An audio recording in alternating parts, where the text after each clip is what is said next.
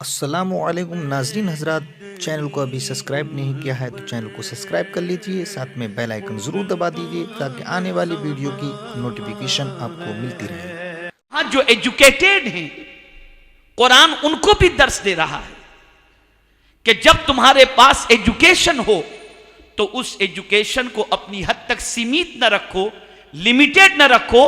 सुम्मा अरदहुम अलल मलाइका, इधर तुमने एजुकेशन हासिल किया, इधर दूसरों के सामने तुम अपना एजुकेशन पेश करो, दूसरों को उससे नफा पहुंचाओ। मेरे प्यारे आका सल्लल्लाहु तआला अलैहि वसल्लम के प्यारे दीवानों, जो आदमी होगा और वाकई अपने आप को आदम की औलाद कहलाने में फख्र महसूस करता होगा, उसका रिश्ता कभी एजुकेशन से टूट नहीं सकता। इसमें कोई शक नहीं कि आज दुनिया के अंदर यह कहा जा रहा है कि मुसलमान तालीमी एतबार से पसमानदगी का शिकार है। सच्चर कमेटी की रिपोर्ट बता रही है।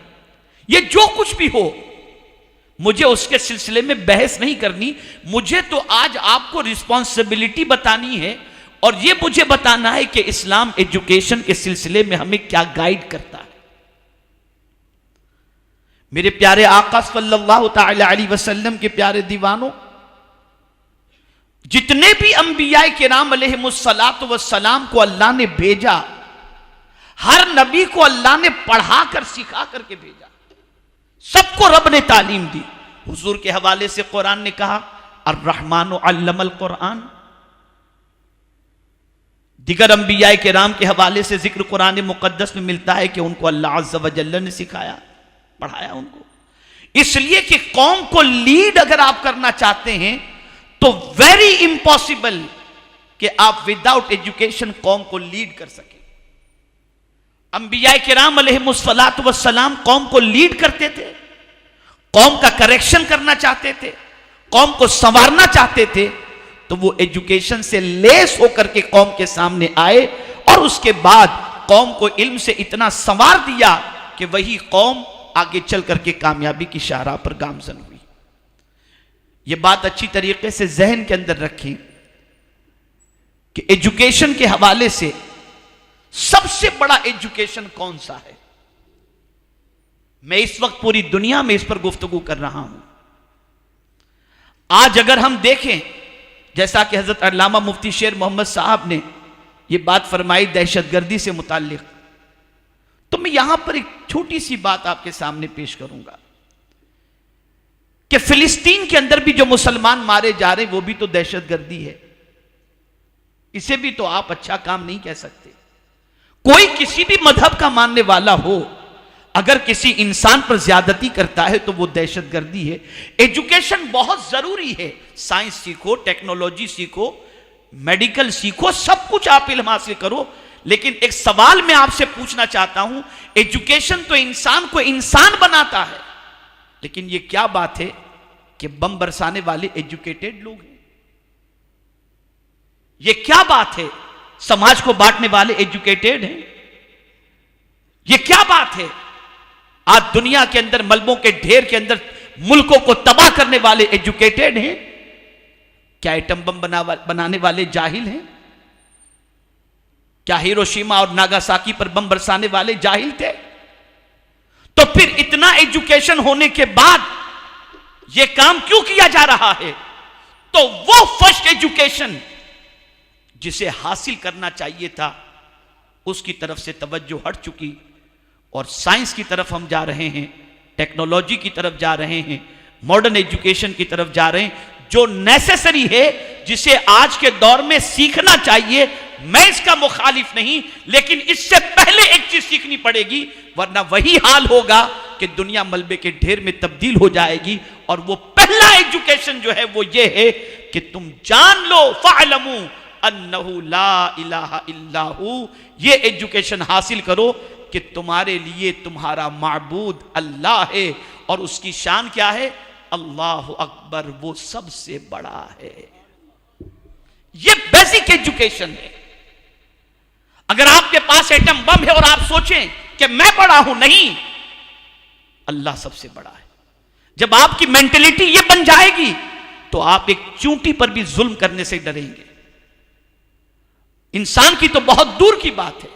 यही वजह है कि हमारे औलियाए किराम जितने भी थे साइंटिस्ट थे, लेकिन किसी वली के हवाले से, किसी नबी के हवाले से कोई ये प्रूफ नहीं कर सकता कि उन्होंने किसी जानवर के ऊपर भी कभी जुल्म किया हो। खुद हुजूर सल्लल्लाहु ताला अलैहि वसल्लम के हवाले से मैं आपको बताऊं कि मेरे आका सल्लल्लाहु ताला अलैहि वसल्लम इरशाद फरमाते हैं कि जब तुम सवारी पर सवार हो, उस जमाने में कार नहीं थी,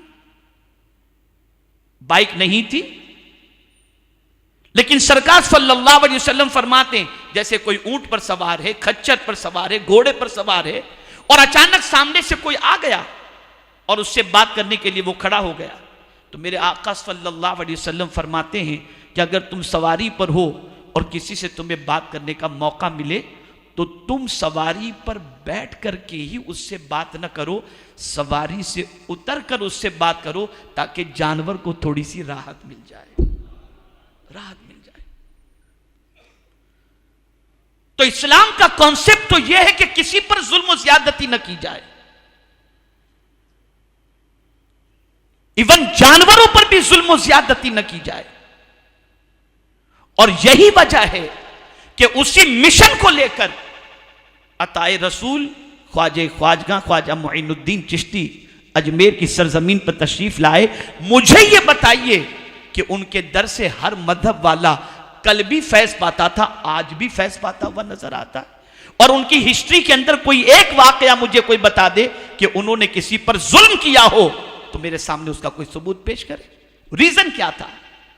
ताकतवर कितने थे, साइंटिस्ट कैसे थे कि जयपाल जोगी को जब वो उनके ऊपर जादू कर रहा था तो अपनी खड़ाओं, जो पैर के अंदर खड़ाओं थी लकड़ी की, उसे आप छोड़ते हैं और वो खड़ाओं उड़ती हुई नजर आ रही है, उसे लगती हुई नजर आ रही है। मैं पूछना चाहता हूं कि ये एक साइंसी कारनामा जरूर था, लेकिन ये क्यों था? उसकी अक्ल को ठिकाने के लाने के लिए। लेकिन मेरे प्यारे आका सल्लल्लाहु ताला अलैहि वसल्लम के प्यारे दीवानों, जब वो आया तो एक्सेप्ट कर चुका कि आप जो मिशन लेकर के चले हैं वो आपका मिशन सच्चा है, हम आप पर ज्यादती करके गलती कर रहे थे। और उसके बाद उसने ख्वाजा के मिशन को एक्सेप्ट कर लिया। और इस्लाम हमेशा यह दर्श देता है कि जब जब तुम बड़े बनो तो तुम्हारी पहली रिस्पॉन्सिबिलिटी यह है कि कमजोर को उठाओ। इसलिए हदीस का ये आप देखें जुमला, मल्लम यरहम सगीरना, जो छोटों पर शफकत न करे, छोटों पर शफकत न करे। यहां से यह बात क्लियर वाज़े हो रही है कि जो बड़ा होगा वो छोटे पर शफकत करेगा ना। तो पहले परवरदिगार के प्यारे हबीब सल्लल्लाहु अलैहि वसल्लम ने छोटे पर शफकत का तज़किरा फरमाया। तो छोटे पर शफकत बड़ा करेगा। तो यहां से यह बात समझ में आई कि अगर तुम बड़े हो तो किसी छोटे पर जुल्म तुम्हें नहीं करना, बल्कि छोटे पर शफकत करना है। और छोटे को यह तालीम दी कि तुम छोटे हो तो तुम्हें बड़े का एहतराम करना है। अगर तुम्हारी यह फीलिंग रही और तुम्हारा यह वर्क रहा और तुम्हारी यह कैफियत रही तो कोई तुम्हें अपना कहे या ना कहे, रसूल आजम सल्लल्लाहु अलैहि वसल्लम तुम्हें अपने दामन में जगह अता फरमा देंगे। और अगर तुम बड़े हो और छोटों पर जुल्म करते हो, ताकतवर हो और कमजोर पर जुल्म करते हो, तो सरकार सल्लल्लाहु अलैहि वसल्लम के फरमान की रोशनी में फलैस मिन्ना, सरकार फरमाते वो हमारा है ही नहीं, वो हमारा है ही नहीं। तो आज पूरी दुनिया के अंदर एक नॉलेज को आम करने की जरूरत है। आप साइंस के मैदान में आगे निकलो, टेक्नोलॉजी के मैदान में आगे निकलो, हर फन के अंदर आप आगे निकलो, लेकिन आपका रिश्ता और हमारा रिश्ता अपने रब से टूटना नहीं चाहिए। और याद रखें कि जब रब को सबसे बड़ा मान करके हम कोई काम करेंगे तो कभी किसी इंसान पर जुल्म नहीं हो सकता। एक साइंसी कारनामे के हवाले से मैं कुरान की रोशनी में बताऊं, हजरत आसिफ, हजरत सुलेमान अलैहिस्सलातु वस्सलाम के सहाबी, बिल्कीस उस जमाने की मलिका थी और उसका बहुत बड़ा तख्त था जिसका वजन टनों के हिसाब से था। हजरत सुलेमान अलैहिस्सलातु वस्सलाम ने अपने स्टूडेंट से फरमाया कि तुम में कौन है जो बिल्कीस का तख्त पलक के, जब बिल्कीस का तख्त जल्दी से मेरे सामने ला करके पेश करे। तो हजरत आसिफ खड़े हुए अर्ज करते हैं कि अना आती कभी कबल अयरतद इलैका तरफुक, मैं पलक के झपकने से पहले बिल्कीस का तख्त आपके सामने लेकर पेश कर दूंगा। और बिल्कीस का तख्त कहां पर था? सैकड़ों किलोमीटर के डिस्टेंस पर, टनों वजन का तख्त, कई तालों के अंदर वो, कई कोठड़ियों के अंदर वो तख्त। और हजरत आसिफ कहते हैं कि मैं पलक के झपकते उस तख्त को लाकर आपके सामने पेश कर दूंगा, और वो लाकर के पेश कर दिए। बड़ा कारनामा है, बहुत बड़ा कारनामा। अपने स्टूडेंट के इतने बड़े कारनामे पर आदमी प्राउडली कह सकता है कि ये मेरा स्टूडेंट है। जब इसकी ताकत और इसके एजुकेशन की ये सिचुएशन है, तो मेरे एजुकेशन की सिचुएशन क्या होगी? लेकिन नबी थे ना, एजुकेशन की एक सोच अता करते हैं, बड़े होने के बावजूद एक फिक्र अता करते हैं। उसी वक्त हजरत सुलेमान अलैहिस्सलातु वस्सलाम ने कहा, हादा मिन फदले रब्बी, ये मेरा कोई कमाल नहीं, ये मेरे रब का फजल है। ताकत किसी के पास हो, एजुकेशन किसी के पास हो, फन किसी के पास हो, सलाहियत किसी के पास हो, लेकिन हर एक को यह सोचना है कि उसका अपना कुछ भी नहीं है, ये अल्लाह का फजल है। और जब अल्लाह के फजल की तरफ और अल्लाह की बड़ाई की तरफ इंसान का ख्याल रहेगा, तो इंसान कभी पाप नहीं करेगा।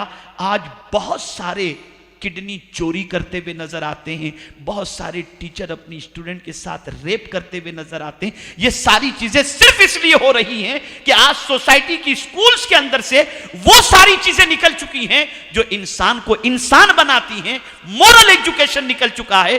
पहले जमाने में यह था कि उस्ताद और शागिर्द के रिश्ते को तो यह समझा जाता था कि इस तरीके से लोग कहते थे कि उस्ताद जो है वो तो मेरे मजाजी खुदा हैं कि मुझे इन्होंने इंसान बनाया।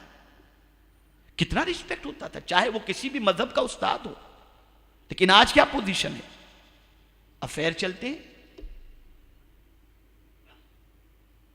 बहुत सारे प्रोफेसर के अफेयर बहुत सारी बच्चियों के साथ चलते हैं।